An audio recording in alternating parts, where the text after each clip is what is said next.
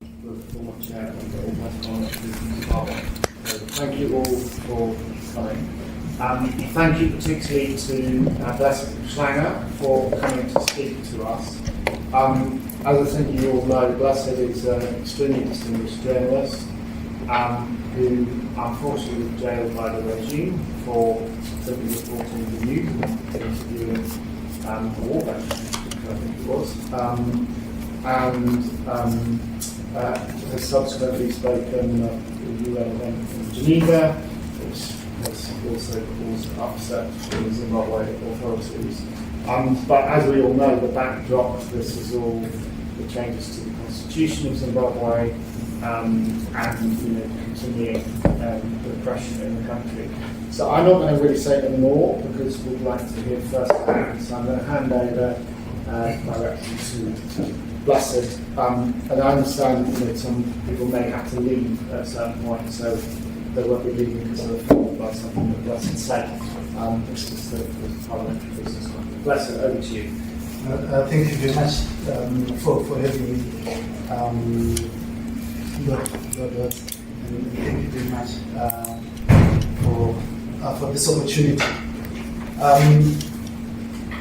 I will just start by talking about people like Godfrey Kalembe, arrested, kept in pre-trial detention for 8 months, acquitted at the close of the state case after 8 months in prison. Takunda Muka, Emmanuel Sitima, leaders from the Zimbabwe National Students Union, arrested and kept in pre-trial detention for 2 months, and they are currently on bail. Job Sikala, arrested and spent 2 years in pre-trial detention, then acquitted. Oko Chinwani, a journalist, arrested and spent 8 days in pre-trial detention before he was acquitted. Jacob Ngalvume, arrested and spent 76 days in pre-trial detention, acquitted. Love Duku, a law professor, beaten up by state agents at his party office for opposing constitutional amendment bill number 3, which was signed into law yesterday. No arrest of perpetrators at the moment. My friend and good lawyer, Doug Coulter, was assaulted in front of live TV and his phone stolen. Although the culprit who stole the phone was recorded on camera and is known, police have not taken any action. Faith Zaba, a journalist, arrested, kept in prison for 3 days and is now removed from remand after the court ruled that the charges against him were so embarrassing and vague to stand the test of justice. Tendai Bit, former finance minister and lawyer, his offices were raided by police. He's a former finance minister. He was arrested and later released on bail. His crime was simply that he was opposing constitutional amendment bill number 3, which is now law. Paul Gorekor, arrested and is still in custody, was denied bail at the magistrate's court in Bari last week, with the magistrate ruling that by resolving to demonstrate against the amendment of the constitution, as he is alleged to have done, he and the Constitutional Defense Forum of Zimbabwe had gone against the constitution. Blessed Mhlanga, as I sit here, journalist, arrested 24 February 2025, kept in pre-trial detention for 73 days, released after 4 attempts on bail. Charges are still pending before the courts. All these things have happened in the past 3 years. My lords and baroness, these are stories of real people, human rights defenders, journalists and fellow Zimbabweans who have been subjected to pain, harassment and the violation of their fundamental human rights, which are protected by the Constitution under the Bill of Rights. These are not isolated cases that I bring to your attention, but a pattern adopted by a state that has gone rogue against its own people through a series of underhand maneuvers and political gamesmanship, all aimed at achieving one thing and one thing alone: power, retention at all costs. This is being achieved by what I choose to call lawfare, war by law, as evidenced by the examples I've given above. The state has perfected the art of punishing its opponents through prolonged pre-trial detention. all the state ever needs to do now is to arrest anyone perceived to be an opponent of the government on any allegation they choose. The courts will deny bail and keep the said accused in remand prison for as long as the state can take it. The effect of this is prisons have now become the punishment of choice for the state. The message from the state is clear: disagree and be jailed for no crime. After a month, a year, or two, the courts will declare that no crime was committed. Like what happened to me, you'll be released from prison, but the truth of the matter is you would have served a prison sentence. I served an effective 3 months pre-trials prison sentence, missing my law school examinations, lost financial earnings, my freedom, and my time with my family. There will never be compensation for the pain that was caused on me. I suffered in the hands of a cruel state. Now, we must understand where we draw the fault. Our constitution is clear on the rights of accused persons. Section 49 of the Constitution, subsection 1, reads, and I quote, "Every person has the right to personal liberty, which includes the right not to be detained without trial." Section 50 of the Constitution, subsection D, goes further to reinforce this principle by stating that an accused person must be released unconditionally or on reasonable conditions pending a charge or a trial, unless there are compelling reasons justifying their continued detention.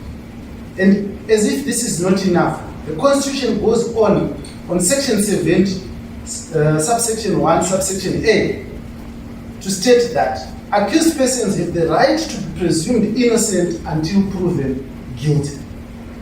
My lords and baronesses, I submit that locking up journalists in prison and other human rights defenders for prolonged periods of time without any legal or compelling reason is treating them as guilty until proven innocent. The capture and abuse of the Constitution, itself the giver of life to the judiciary and state which now crushes the ordinary people under the guise of the law, is in my view a form of war by law, in short, lawfare. This must be frowned upon by any right-thinking state. The excuse has been, we are a law-abiding country which follows its law. But I posit that it's not just about the law, because as we know it was law in apartheid South Africa. The great Nelson Mandela was jailed after having appeared before a court of law and found guilty. There is a principle at law which says, lex innocia non ex lex. An unjust law is no law at all.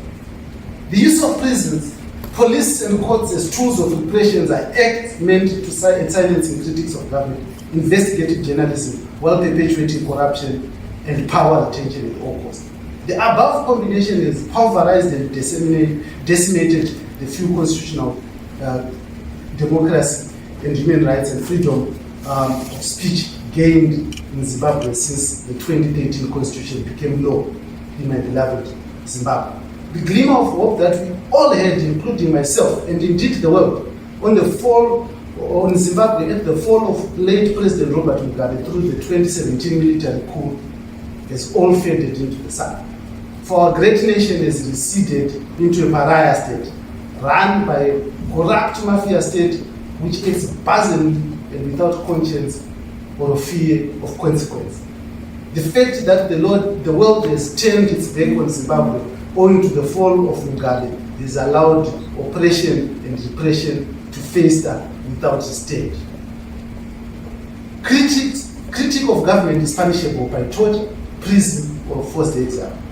Violence against journalists, human rights defenders, and the poor is rewarded by opulence such as cash and car donations. In fact, some of the people who have lynched me and attacked me openly on social media were given cars. One of them was given 200,000 United States dollars cash and a brand new car, when our hospitals are without medicine and our children are without education.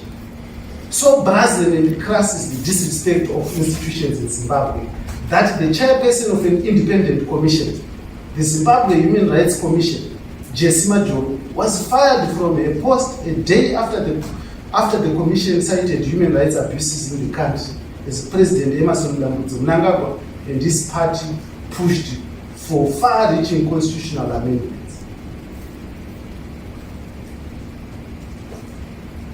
The amendment, which has now become an act, signed yesterday, will erode all democratic principles in my country, stealing the voting powers of the general populace, and further pushes Zimbabwe on the brink of instability. If anything, the actions in South Africa that we have seen in the past week show that instability in Zimbabwe has the potential of destabilizing the entire region.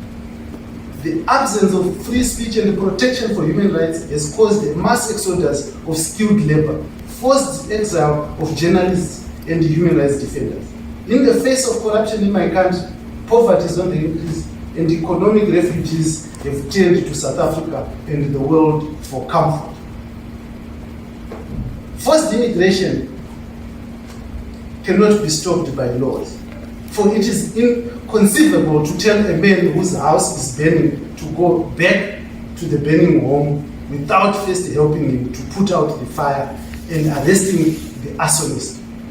Unfortunately, Zimbabwe is burning and the arsonist is running the fire brigade. Free speech has become a big casualty in my country. Because, as you might be aware, at the heart of investigative journalism, which for all intents and purposes is public interest journalism, is serving public interest. Journalism is not just storytelling, it's about giving a voice to the voiceless, speaking truth to power, and ensuring those in public office are held accountable and there is transparency in governance. This is loathed by those whose political survival is anchored in corruption, human rights abuses, and whose existence can only be sustained when the majority are ill-informed. In that vein, we have seen that investigative journalists have become a rare species in Zimbabwe, in particular, and Africa in general. Entire independent newsrooms are forced into exile, imprisoned or silenced by our own governments or their cronies. It is not a secret that media freedom supports economic growth, and a decline in press freedom leads to a decline in GDP growth. Human rights in Zimbabwe have become the casualty of the elite's appetite to retain power at all costs, particularly because of the capture of the judiciary. As a law student, forced to abandon my studies midway, I've come to learn that for a democracy to thrive and an independent judiciary is far more important than other pillars of the state. We have seen in Zimbabwe an extractive state that cares not about development of its people. No. Instead of using national resources to build clinics, hospitals, and provide social service delivery, the government of Zimbabwe has poured millions in arming police against its own people. Shocking amounts of money have been poured into the propaganda machinery, both at home and abroad, to capture the media, not for social good or social change, but to silence voices of dissent. Corruption has become a pandemic, and flaunting of wealth by the haves in the face of absolute lack is now a fashion in Zimbabwe. Nothing could have prepared us to the levels of human rights abuse that we have seen today. For all his particular failings, and some would say human rights evils, such as the appalling and evil Gugula genocide in the 1980s, whose wounds remain open years after Mugabe's death, he allowed civil society to operate in Zimbabwe. He left judicial independence unmolested. And while there was corruption under his presidency, it was not as brazen, crass, and naked as it is in today's Zimbabwe. The signing into law of the Private Voluntary Organizations Act was one of the nails into Zimbabwe's civil society space and the protection of human rights. The drying of funding made it even worse. However, nothing compares to Constitutional Amendment number 3. The Constitutional Amendment single-handedly draws Zimbabwe back to the Mugabe era. Power without accountability and a judiciary beholden to the executive and the people without a voice. It negates all efforts made constitutionally to advance people power and protect fundamental human rights. Like Tendai says, Constitutional Amendment Act number 3 creates an imperial presidency that is accountable to nobody but self-interest. Zimbabwe has not remained silent about this. But facing a government which has a monopoly in the use of legitimate violence, their voices alone are not enough. We need your help. I need your help to restore some semblance of democracy and democratic rule in my nation. We need your voice. We need your funding for democratic institutions, and we need to know that the world out here cares. Dictators must be held accountable for their actions. People without guns, money, or power must be protected from parasitic leaders who feed on their people without shame. The events in Harare yesterday are a dark part of our history. However, they must also serve as a wake-up call to the world so that they know Zimbabwe replaced Mugabe with the West, that there is no democracy in the country at all, and all who dare to speak out are in danger. Journalists are in danger. I am in danger. I thank you.